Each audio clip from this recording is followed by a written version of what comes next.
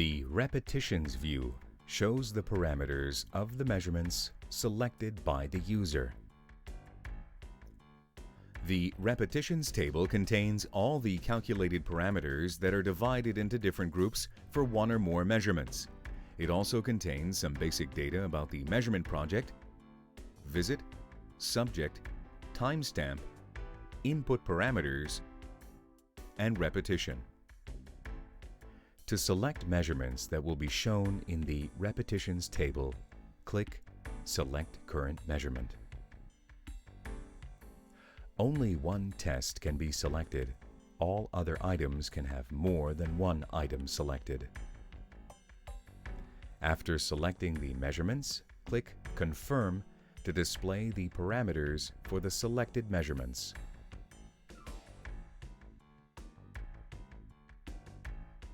A more detailed description of the parameters can be accessed by left-clicking on the parameter's name.